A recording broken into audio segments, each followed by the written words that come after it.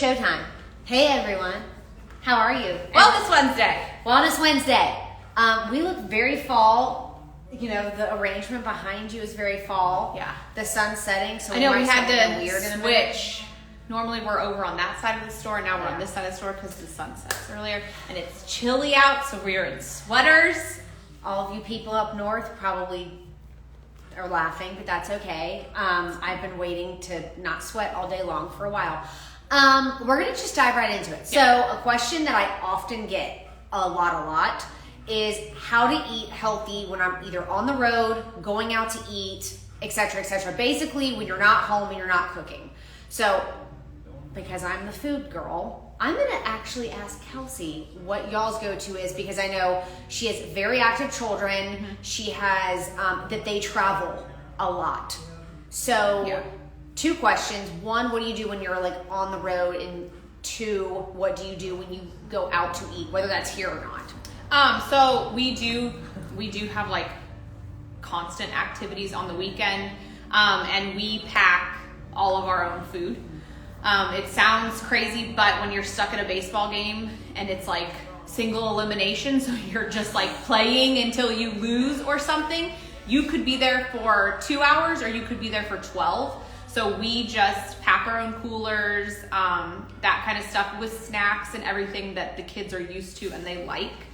If we don't do that, then we'll spend $100 at the concession stands just because they've got to eat. You know, you start losing them if they're hungry. So we always pack our own food. We always make sure that we've just got tons of food, tons of drinks, that kind of stuff. And like my go-tos, like I'll always pack like chicken salad for me and Chris, or the kids, sandwiches on Ezekiel bread, like all the things that they're used to eating. So it's not like a shock that they're like, can I have whatever? And we're like, no. So it just makes it easier. So always packing our own food. If we go out to eat, which we do not go out to eat a lot. So if we do go out to eat with the kids, it's usually because it's like, just eat what you want. Like we're going out to eat as a family. We've made this choice to do this. So like, when it comes to that, I don't care. I don't look. It's like, kids, eat whatever you want, which is very different than like, if I go out to eat for business or something like that, like I will look at a menu beforehand, or I genuinely try to choose restaurants that I've eaten at before. I know what they cook with, that kind of thing. But if it's like us, like our kids, and they want to go have sushi or whatever, like, or pizza, I let my kids be kids at that point. It doesn't happen often, which is why I'm like, when it does happen, I don't think about it. I'm like, go for it.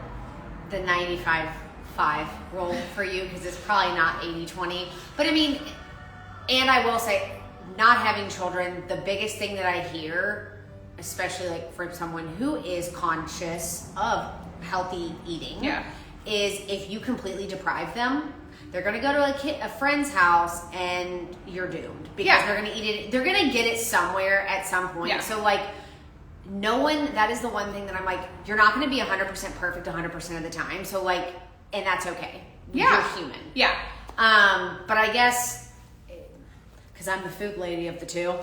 But for anyone that follows me, I am extreme. Like no seed oils, like literally no seed oils, no refined sugar, no gluten.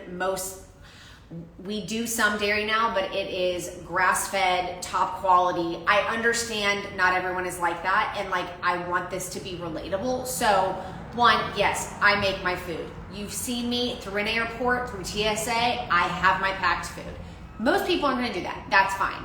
I did go through, when it comes to traveling, if you are incapable of packing, which, let's be honest, if you're driving somewhere, you got a cooler, no excuses.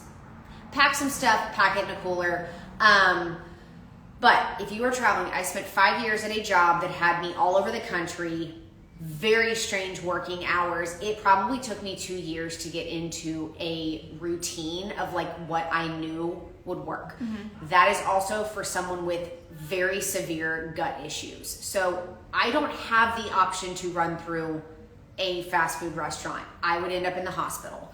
I don't have the option to just drop in at any any type of place. So my go-to was the Whole Foods hot bar. I know it's not cheap, but you literally, they have every ingredient listed, or at least they say they do. So we'll leave it there. They have, the ingredients listed. I would build a salad. I would go to the hot bar and take like pulled chicken or whatever. It was bland, yeah, but like for me, it was about feeling good and eating because I have to fuel my body and not indulgence. Yes. So, I think that's like the key difference too, is like when you're traveling and you like need to stick to a routine because that's how your body feels at like optimum performance. Like if you're traveling and all of a sudden you go out and eat things that you're not used to eating, the next day you're gonna feel sluggish, you're gonna feel tired, the fatigue's gonna kick in, like the energy crash, the sugar cravings, like all of that's gonna be happening when you're like not used to it. I think that's so different than your family's coming in town and you're choosing to go out to eat and you're at that point not being like, oh my gosh, like just so strict on the eating. I think it's like two different situations, and I think people need to understand that. Like when you are gonna travel for baseball, or like Avalon and I were just at a horse show, it's about packing your food, packing your snacks. Like if you have to eat out, making conscious choices or making choices that you would normally eat at home. Like my go-to is salmon because I eat a ton of salmon at home, and so it's like I'll always, if I see salmon on a menu, like I'll always opt for grilled salmon. You're not shocking your body. Yes, I'm like, that's like where I'm gonna go versus I'm gonna go out with my girlfriends and we're gonna try a new restaurant, and at that point I'm gonna be like, I'm eating, I'm enjoying this meal. I'm not gonna stress over X, Y, and Z because it's few and far between. Like, and what I would say is like, number one, there is so much good food in this world, so much. Like, don't deprive yourself of enjoying the culinary arts. Truly. When it's like a one-off. Yes. Yes, but like Kelsey said, well, one, I always say, like, for someone who does not have good habits, has severe food allergies, or is trying to lose weight. Yep. Look at the menu before you go. Make the decision before you go. That way you are not tempted by the people you're around. You're not tempted by what you see on the menu, and you're not tempted to break a commitment that you've made. But if you don't have food allergies, you're not trying to lose weight, then I still say, like, try and make a healthy, like, I don't care who you are. If you go and eat an entire pizza, you're probably not going to feel great.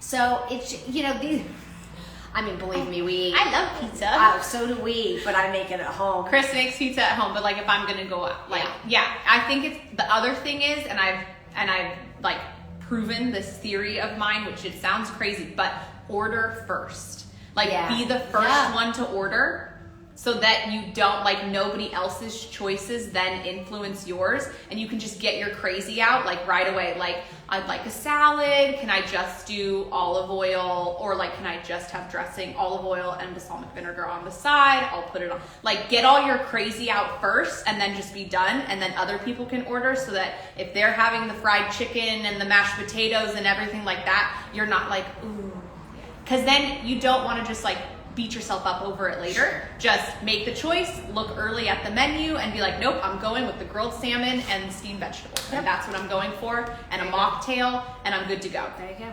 And another thing I would say is, like, I guess that something I just thought in my head is like 3 things to look for on a menu to avoid would be seed oils, which you're gonna have to ask about that. Salad dressings and sauces. Huge. And sugar. Yeah. Which, believe me, I have dessert when I'm able because of food allergies, but like, share it.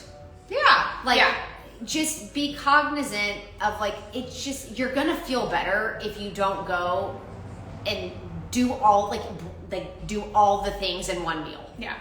So, I mean, I know this is not a sustainable thing for everyone, but like, just pick where you can be a little bit better. We always talk about 1%. Pick where you can be 1% better. Like, for example, Kelsey's like, yeah, when my family goes out, we enjoy it, but I opt to not eat concession stand food every time I leave town, so that when we do eat out, we can enjoy it. Yes, because that would be that would be every single weekend in my family's life, because we are literally there's 4 kids that are all in competitive sports, and it is Friday, Saturday, Sunday. We are at games nonstop, and so I'm not going to feed my kids concession stand food from sun up to sundown. So, and they're just used to it, and they also are just so used to me. Like, they'll come over and be like, "Oh, so and so's getting something at the concessions," and I'm like, okay, I'll have my peanut butter and jelly. Oh, but I love a good peanut butter and jelly on Ezekiel bread. But I'm like, yeah. So they just know, and so it's not even like an issue with them. We also just pack snacks that are good. Like, you're instilling good habits. Yeah, they want to eat them, and at home, my kids don't like snack often. So that then it becomes a treat for them too when we are at baseball games, and they're just like, oh my gosh, I can have a protein bar, or I can have like a beef stick, or I can have, some Simple Mills crackers, or whatever it is. They don't routinely eat that at home. So then when we're on the road, they're just like, yeah, like it's a treat. Yes, they're like, I get some Siete chips, and they get so excited for that type of stuff, that it still seems like a treat. So I think it's just like instilling those habits, changing those habits, and the last thing I will say is moving into the holidays is something we'll talk about. I will be talking a lot about is how to swap to make, like, for example, someone messaged me and they were like, can you please show us how to make some healthier pies? I'm not saying I'm going to put avocado in your pie. Please don't. But I'm going to make it gluten-free. I'm going to probably make it dairy-free, and I'm going to make it without refined sugars. Mm-hmm. Because that is a possibility. And the thing is you can still indulge. Ask my husband. He has never had a Thanksgiving meal that has not been fantastic. Duh. But come on, we don't feel like, I'm not going to cuss on here, but we don't feel like CRAP, whatever you want to say. Crap. That's not a cuss word. That is mild in my book. I meant to I was like, oh my gosh, I have the worst mouth. Crap. I can say crap, but sorry. Anyways, but if anyone has anything that they would like to see, especially moving into the holidays with a little healthier twist, let me know. Yeah. Because I'll be sharing a lot of that, because I just feel like people, they don't realize that you don't have to sacrifice flavor. But I feel like it takes a little bit of time, because 100%. You have to get used to a different, you have to get used to it. So that's why we're talking about these little changes over time. They start to compound, and then you're like, okay, you understand that our taste buds have been hijacked for a long time. So when you're starting to kind of switch to things, or if this is your first Thanksgiving that you're going to make a conscious effort to be a little bit more mindful of the ingredients and that kind of stuff, yeah, you might think that it possibly tastes a little different than years past or something like that. But I remember my first Thanksgiving doing it. I took all my mom's recipes and I tweaked them, just made them with better ingredients. And my family wasn't like, oh my gosh, this tastes like cardboard, and you ruined Thanksgiving. They didn't say they were like, this is really good. I can't believe this doesn't have X, Y, and Z. Yeah. So I think it's doable, but making those choices, it's about preparation, and that's what I feel like. Yeah, if you're going out of town next day, you got to give yourself some time to prep food, pack it all, put it in the fridge, so when it's time to leave, when we're getting ready for baseball, we know the schedule, or soccer, whatever it is. We prep the night before, we put everything together, we've got the cooler set out, and all we have to do is load it in the truck. It's not a big deal. So you have to give yourself time to prepare. Proper planning prevents piss poor performance. And we're going to end on that. See you next week, guys. Bye.